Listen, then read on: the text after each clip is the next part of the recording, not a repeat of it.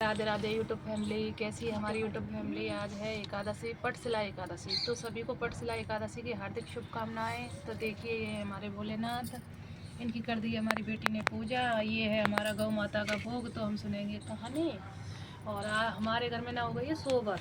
तो सोबर में ना हम बच्ची से पूजा करवाते हैं, बच्ची से कहानी सुनते हैं, अपने यहाँ भगवान जी को हाथ नहीं लगाते। तो आज हमारी ये बेटी हमें कहानी सुनाएगी और ये है भोग। तो हम सुनेंगे कहानी। तो सभी शिद्दत से पटशिला एकादशी की कहानी सुनना। बहुत सबसे बड़ी एकादशी है और सब सुनना इसको। एकादशी की कथा कहते हैं ना, एकादशी का व्रत सर्वश्रेष्ठ व्रत है। हिंदू धर्म में सबसे बड़ा व्रत एकादशी का व्रत है। ये सभी हिंदू वासियों को करना चाहिए। तो आइए सभी सुनते हैं हम कहानी। एकादशी व्रत कथा। पटशिला एकादशी की कथा निकालो बेटा। पटशिला बोल दो। देखी तो थी, सफला आएगी अगर आएगी। इसके बाद है नहीं पुत्रता है। हाँ, ये पटशिला एकादशी। बोलो सत्यनारायण भगवान की जय। एक बार पुलस्त्य ऋषि से दालभय ऋषि ने पूछा कि हे ब्राह्मण, मृत्युलोक में मनुष्य दूसरों का धन चोरी करता है, दूसरे लोगों से ईर्ष्या करता है तथा भय, हृदय आदि महान्य पाप करने पर भी नरक को प्राप्त नहीं होता है। इसका क्या कारण है, सो आप कृपा कर मुझे सुनाइए, आपकी बड़ी कृपा होगी। पुलस्त्य ऋषि ने कहा, हे महाभाग, आपने यह बड़ा ही गंभीर प्रश्न पूछा है। जिस गुण तत्व को ब्रह्मा, विष्णु और इंद्रादि कभी नहीं जानते हैं, सुनो।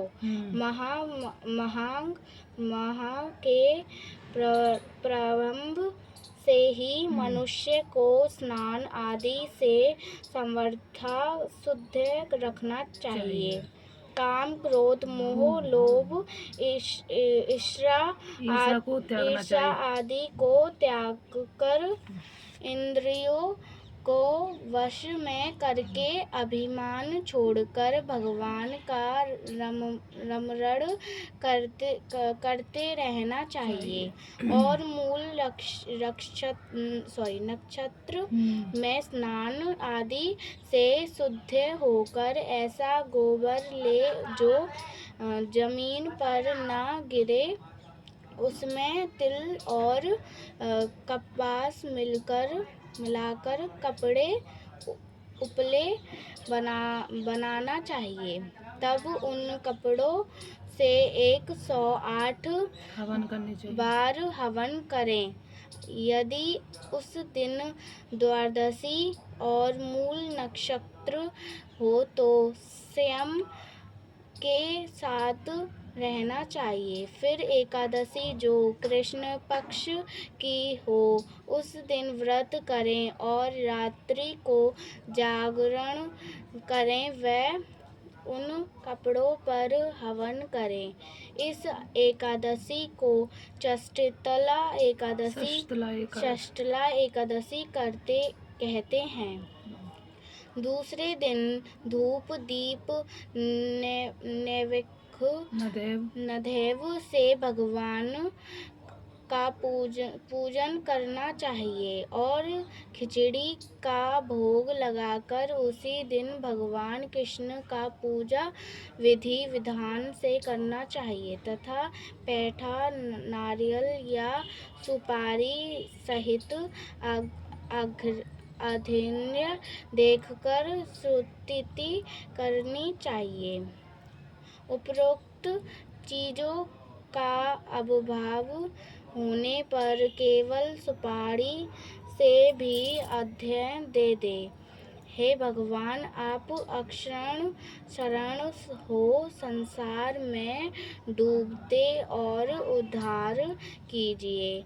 हे कमल नेत्रधारी, हे विश्वभ्रमर भगवान, हे पुंडरीकाक्ष, हे जगतगुरु, मेरे इस तुच्छ अज्ञा को आप लक्ष्मी जी सहित स्वीकार कीजिए।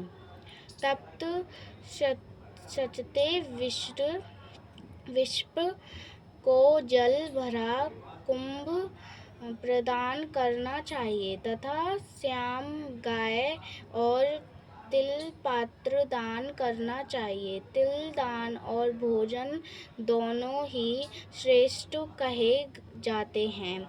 इस प्रकार जो मनुष्य जितने तिल दान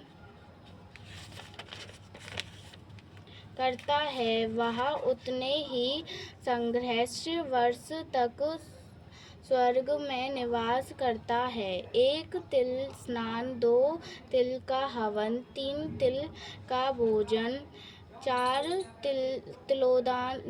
तिलोदक, 5 तिल का ओवटन, 6 तिल का दान, यह चष्टितला कहलाती है। इससे अनेक प्रकार के पाप नष्ट हो जाते हैं। देवर्षि नारद जी ने कहा, है भगवान, आपको नमस्कार है। हे देव, इस चष्टितला एकादशी के व्रत करने से क्या पुण्य होता है सो कहिए। श्री कृष्ण जी ने कहा, हे नारद मुनि, मैं तुम्हारे सम्मुख आंखों देखी घटना का वर्णन करता हूँ, सो तुम ध्यान देकर सुनो। प्राचीन काल में मृत्यु लोक में एक ब्रह्मणी सदैव व्रत किया करती थी। वह ब्रह्मणी अत्यंत बुद्धिमान थी। एक बार वह लगातार 1 माह तक व्रत करती रही, जिसके कारण उसकी देह अत्यंत दुर्बल हो गई। इतना करने पर भी उस ब्रह्मणी ने कभी किसी देवता तथा ब्राह्मण को अन्न दान अथवा धन दान नहीं किया था। तब मैंने विचार किया कि इस ब्रह्मणी को शरीर आदि शुद्धि कर लेने के कारण विष्णु लोक तो प्राप्त हो जाएगा, किंतु इसने कभी अन्न दान नहीं किया है, जिसके कारण इसकी तृप्ति न हो सकेगी। यह विचार करके उस ब्रह्मणी के यहाँ अन्न दान लेने के लिए मैं स्वयं गया। तब उस ब्रह्मणी ने मेरे अन्न आने का कारण मुझसे पूछा। मैंने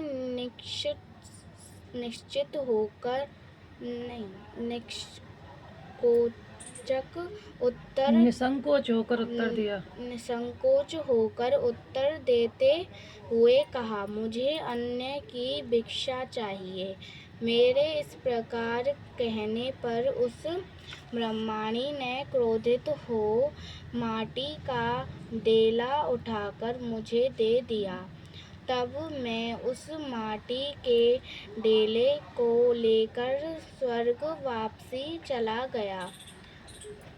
कुछ काल के उपरांत वह ब्रह्मणी भी अपने शरीर को त्याग कर स्वर्गलोक में निवास करने को आई। हे नारद, तब उस ब्रह्मणी को माटी का ढेला देने के कारण एक सुंदर गृह मिला। उस ब्रह्मणी ने जब अपने ये तो मिटा रहा है अपने उस है ना उस घर को अन्य वस्तुओं से शून्य देखा तो वह दौड़कर मेरे पास आई और बोली, हे भगवान, मैंने अनेकों व्रत आदि करके आपकी अत्यंत पूजा की है, फिर भी मेरा घर सभी वस्तुओं से शून्य है, सो इसका क्या कारण है। तब मैंने उस ब्रह्मणी से कहा, पहली तुम अपने घर को जाओ और द्वार तब खोलना जब वहाँ देवृतियाँ आए। उसने तू चष्टातला एकादशी के व्रत की कथा सुन लेना। भगवान ने वचन मानकर वह ब्रह्मणी अपने घर को चली आई। तब देव स्त्रियां वहाँ पर द्वार खुलवाने को आईं। तो उस ब्रह्मणी ने कहा, यदि आप द्वार खुलवाने को आई हैं तो पहले आप मुझे चष्टला एकादशी का व्रत महत्व सुनाइए। तब उन देव स्त्रियों में से एक ने उस चष्टला एकादशी का महत्व सुनाया। जब उस ब्रह्मणी ने अपने घर का द्वार खोला तब उस देव स्त्री ने उस ब्रह्मणी को सब स्त्रियों से अलग पाया। फिर उस ब्रह्मणी ने भी चष्टला एकादशी का व्रत किया,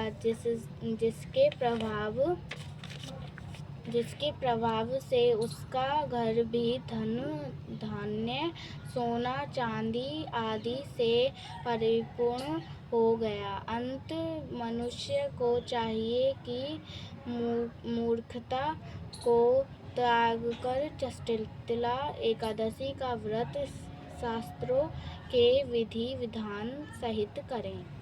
बोलो एकादशी मैया की जय। बोलो चष्टला एकादशी मैया की जय।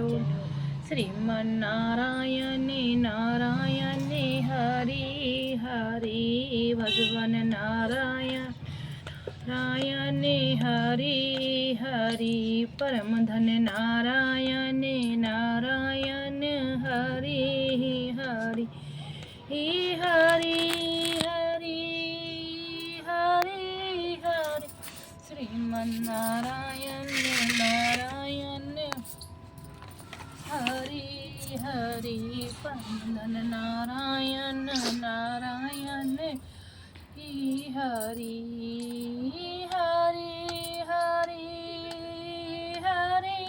हरि श्रीमन्नारायण नारायण हरि हरि। तो फ्रेंडों, आज थी हमारे घर सोबर, तो हम भगवान जी से टच नहीं हो सकते हैं, लेकिन हमारी बेटी ने हमें कथा सुनाई, बहुत अच्छी कथा सुनाई और हमने कथा सुनी। आज चष्टला एकादशी है, तो आज ना तो हम पूजा कर सकते हैं हम अपने हाथ से, तो हमने कहानी सुन ली है बेटी से। ये भोग हम गौ माता को देंगे। तो बोलिए एकादशी मैया की जय। सभी एकादशी का व्रत करें। हिंदू धर्म में एकादशी का बहुत बड़ा महत्व है। बोलो श्रीमन्नारायण भगवान की जय। हमारी कथा पूर्ण होती है, हम जाएंगे गौ माता को खाना खिलाने। तो फ्रेंडों, हमारी कथा कैसी लगी कमेंट बॉक्स में बताएं और सभी कमेंट बॉक्स में चष्टला एकादशी ज़रूर लिखें।